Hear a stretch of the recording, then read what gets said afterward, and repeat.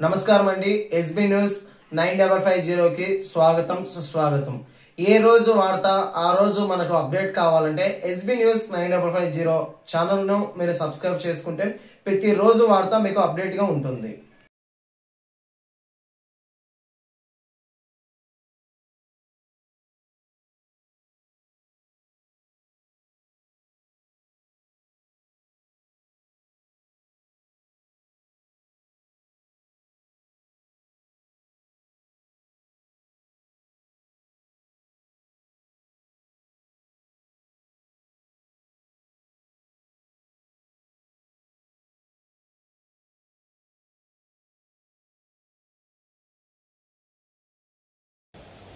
ఈరోజు ముఖ్యంగా ఈ పాత్రికేయ సమావేశం ఏర్పాటు చేయడానికి కారణం ఏంటంటే, తెలుగుదేశం పార్టీ సీనియర్ నాయకులు పెద్దలు గౌరవనీయులు శంకర్ గారు గతంలో ఒక ప్రెస్ మీట్ పెట్టి వ్యక్తిగతంగా నా పేరు ఎత్తి మేయర్ గారు నన్ను ఏదో తిట్టారని, ఆయన నన్ను చెప్పుకోలేని రీతిలో మాట్లాడారని చెప్పేసి మాట్లాడి ఉన్నారు. దానికి సరైన సమాధానం ఆ రోజే చెప్పిన వారికి, అయ్యా మేయర్ గారు మమ్మల్ని ఎటువంటి చిన్న మాట కూడా అనలేదు, ఆయనకు ఆయన కుటుంబంతో మాకు ఉండేటువంటి సాన్నిహిత్యం అంతా కూడా నేను పత్రికేయ సమావేశంలో వివరించాను. కానీ మళ్ళా నిన్న ప్రెస్ మీట్ పెట్టి వాళ్ళు మా ఎమ్మెల్యే అంజద్ బాషా గారు ఇచ్చినటువంటి కౌంటర్లో ఒకవేళ సంపత్ కుమార్ను కానీ మేయర్ గారు తిట్టకుంటే బైబిల్ మీద ప్రమాణం చేసి చెప్పమను, ఆ కుటుంబం అంతా వాళ్ళ ఇంటి దగ్గర మోకరిల్లుతామనే మాట మళ్ళా కూడా మాట్లాడి ఉన్నారు.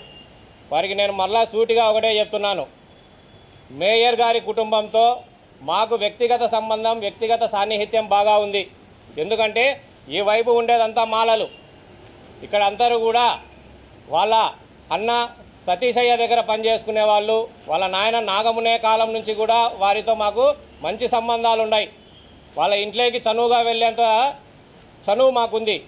మేయర్ గారు కేవలం ఆ రోజు జరిగినటువంటి సందర్భంలో ఇది సందర్భం కాదు, ఇది చాలా సెన్సిటివ్ విషయం, ఇప్పుడు కాదు తర్వాత మాట్లాడదాం అనే మాట మాత్రమే అన్నాడు. కానీ ఆయన ఏ ఒక్క మాట నన్ను తిట్టడం కానీ నన్ను దూషించడం కానీ జరగలేదు. ఇదే మాట నేను గతంలో చెప్పాను, మళ్ళా అదే మీకు స్పష్టీకరణ చేస్తున్నాను. ఒకవేళ మీ రాజకీయ ఎదుగుదలకు ఏదైనా మీరు చూసుకోవాలంటే వేరే ఏదైనా కారణాలు వెతుక్కోండి, కానీ ఇది అయితే కారణం కాదు. నేను ఇక్కడే కాదు ఎక్కడైనా కూడా దేని మీదైనా ప్రమాణం చేసి ఈ విషయం చెప్తా. నా రాజకీయ భవిష్యత్తుకు వైఎస్ఆర్ కాంగ్రెస్ పార్టీ పెద్దపీట వేసింది. చెప్పాలంటే వైఎస్ఆర్ కాంగ్రెస్ పార్టీ ఏర్పడినప్పుడు నేను ఎస్సీసీఎల్ రాష్ట్రంలో ఒక పదవి తీసుకున్నా, అలాగే జిల్లా స్థాయిలో ఎస్సీసీఎల్ కార్యదర్శిగా ఉన్నా, నగర అధికార ప్రతిగా ఉన్నా. అలాగే మా నాయకులు నాకు తెలియని విషయం ఇంట్లో ఉంటే నీకు మార్కెట్ యార్డ్ డైరెక్టర్ పదవి అనౌన్స్ చేశాము అని చెప్పి ఇంట్లో ఉన్న నాకు డైరెక్టర్ పదవి కూడా ఇచ్చారు.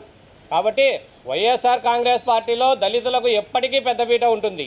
కేవలం మీరు రాజకీయ స్వలాభం కోసము ఇటువంటి మాటలు వ్యక్తిగతంగా నా పేరెత్తి మరీ మాట్లాడటం అనేది మంచిది కాదన్నా.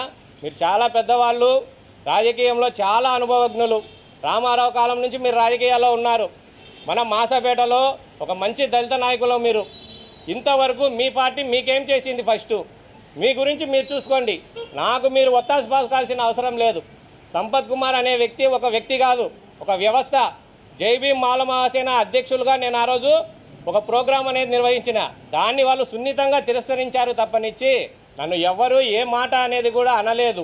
కేవలం ఇప్పుడు మీరు సంపత్ కుమార్ను ఎవరో తిట్టారు, సంపత్ను ఎవరో తిట్టారు అని చెప్పేసి నన్ను వ్యక్తిగతంగా నా పేరెత్తి నా వ్యక్తిత్వాన్ని హననం చేస్తున్నారు.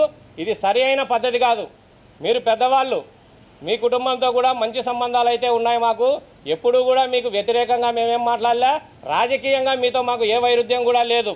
దయచేసి మీరు పెద్దవాళ్ళు, మోకాళ్ళతో క్షమాపణ చెప్తాం, ఇవన్నీ కూడా మీరు మాట్లాడొద్దండి. మీకు ఏ విషయమై మీరు అట్లా మాట్లాడారో అదైతే ఖచ్చితంగా అసత్యం. ఇప్పటికీ చెప్తా, ఎప్పటికీ చెప్తా. నా ఈ రాజకీయ అభివృద్ధికి మా మేయర్ సురేష్ బాబు గారే కారణం. మేము కేవలం వైఎస్ ఫ్యామిలీని నమ్ముకొని ముందుకెళ్తున్నాం. ఇంకా చెప్పాలంటే మా స్వస్థలం వచ్చేసి పులివెందుల, వేల్పుల మాది. కాబట్టి ఆ బ్యాక్గ్రౌండ్తో మేము వైఎస్ ఫ్యామిలీకి దగ్గరి వాళ్ళం. వైఎస్ ఫ్యామిలీని నమ్ముకొని రాజకీయాల్లో ఉన్నాము. ఆ కుటుంబంతోనే ఎప్పటికీ నడుస్తూనే ఉంటాం. మీరు చేసేటువంటి ఇటువంటి చౌకబారైనటువంటి మాటలన్నీ కూడా దయచేసి మానుకోండి. ఏదన్నా ఉంటే రండి, అభివృద్ధి గురించి మాట్లాడుకుందాం. ముఖ్యంగా మీ పార్టీలో మీరు ఇన్నేళ్ల నుంచి ఉన్నారు. మీ సీనియర్ని బట్టి మీకు రాష్ట్ర స్థాయిలో ఒక చైర్మన్ ఇవ్వాలా. తెచ్చుకోండి. ఒక దళితులుగా ఎంతో సంతోషిద్దాం. ఇంకా ఫండ్స్ తీసుకురండి. మాసాపేట అభివృద్ధి చెందాల్సింది ఎంతో ఉంది. కడపలో దళితులకు సంబంధించిన సమస్యలు దండిగా ఉన్నాయన్నా. ఎప్పటి నుంచో మాసాపేటలో అంబేద్కర్ విగ్రహం పెట్టాలనుకుంటున్నాం. రండి, మీ హయాంలో, మీ ప్రభుత్వ హయాంలో పెట్టండి. నేనే వచ్చి మీకు దండే సన్మానం చేస్తా. అలాగే మన కమ్యూనిటీ హాల్ నిలబడిపోయింది. రండి, మీ ప్రభుత్వమే కదా, నిధులు తెచ్చి దాన్ని కట్టియండి. పేదవాళ్ళు పెళ్లిళ్ళు చేసుకోవాలంటే కష్టంగా ఉంది. దీంట్లో రాజకీయం చూపించండి నాన్న. కేవలం ఏదో నన్ను తీసుకొని మా మేయర్ గారిని చెడ్డ చేయాలి అనేది పూర్తిగా అటువంటివి మీరు మానుకోవాలి. మీరు చెప్పారు కదా, బైబిల్ మీద ప్రమాణం చేసి చెప్పమన్నారు. ఇదిగోండి, నేను నమ్మేటువంటి బైబిల్. ఈ ప్రాంతంలో ప్రెస్ మీట్ పెట్టడానికి గల కారణం ఏంటంటే ఇక్కడే మేము సువార్త కార్యక్రమాలు నిర్వహిస్తాం. నేను పుట్టి పెరిగిన వీధి ఇది. నా వాళ్ళంతా వెనక ఉన్నారు. మా వాళ్ళ ముందర ఇదిగో నేను నమ్మే బైబిల్ పట్టుకొని చెప్తున్నా. మా మేయర్ గారు ఇది సందర్భం కాదు, తర్వాత మాట్లాడదామని మాత్రమే అన్నారు తప్ప నన్ను వ్యక్తిగతంగా తిట్టడం కానీ, నన్ను వేరే వేరే మాటలు అనడం కానీ అవాస్తవం. ఆయనకు నాకు మంచి సంబంధం అయితే ఉంది. మీరు అన్నట్లుగానే బైబిల్ మీద ప్రమాణం చేసే చెప్తున్నాను. మా మేయర్ గారు నన్ను పల్లెత్తు మాట అనలేదు. నా రాజకీయ అభివృద్ధికి కూడా మేయర్ గారు, వైఎస్ ఫ్యామిలీనే మొత్తం కారకులు. నిన్నటి దినం మాసాపేట 26వ డివిజన్ ఇన్ఛార్జ్ అయినటువంటి మరి టీడీపీ నాయకులు, మరి కడప చెందిన అనేక మంది టీడీపీ నాయకులు మన ఎమ్మెల్యే గారు మాట్లాడిన విషయాన్ని ఖండిస్తూ చిన్న చౌకబారు మాటలు మాట్లాడడం జరిగింది. నిజంగా అభివృద్ధి గురించి ఎమ్మెల్యే గారు ఎంత స్పష్టంగా వివరించారంటే నిజంగా మీ చెవులలో సీసం పోశారా అని చెప్పేసి నేను ఈరోజు మాట్లాడుతున్నా.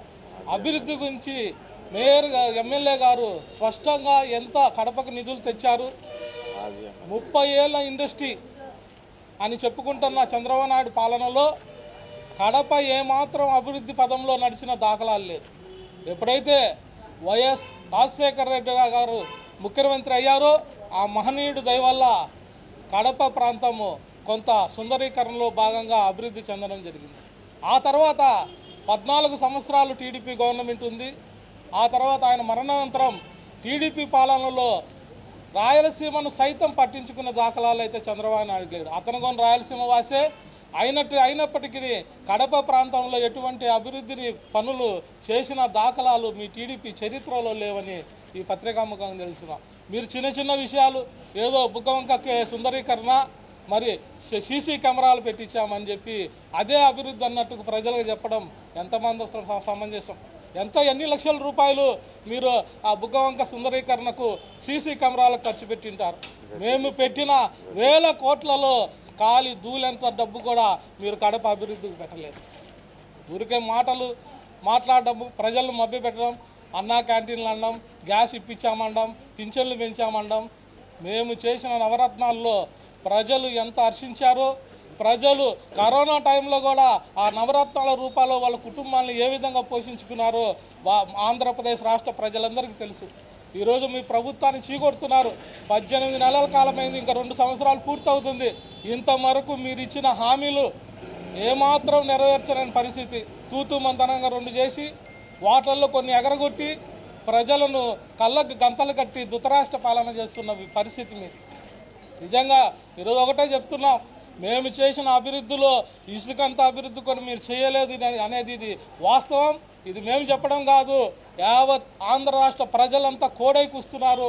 వచ్చే ఎలక్షన్లో ఖచ్చితంగా మీకు బుద్ధి చెప్పి తరిమి కొట్టే పరిస్థితి వస్తుందని చెప్పి ఈ పత్రికాముఖంగా తెలియజేస్తాం.